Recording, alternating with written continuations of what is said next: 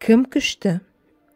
Ерте екен, ешкі жүні бөрте екен, қырғауылы қызыл екен, құйрық жүні ұзын екен. Қырғауылы қырқылдап, жылтыр мұзға сыртылдап, алшая келіп қоныпты, шат айырылып қалыпты. Қисая жатып қырғауыл сонда мұздан сұрапты. Мұз-ау, мұз, сен неден күшті болдың?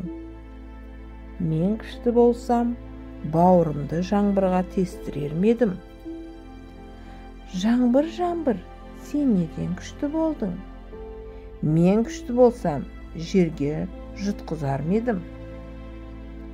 Жер, сен неден күшті болдың?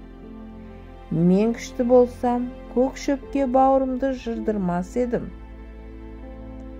Көк шөп, сен неден күшті болдың? Мен күшті болсам, көк тоқты мойнымнан жұлқымас еді. Көк тоқты, сен неден күшті болдың? Мен күшті болсам, көк шұнаққа құйрығымды жұлқытпас едім. Қасқыр, сен неден күшті болдың? Мен күшті болсам, көк мылтыққа қонымды ойдырмас едім. Көк мылтық, сен неден күшті болдың?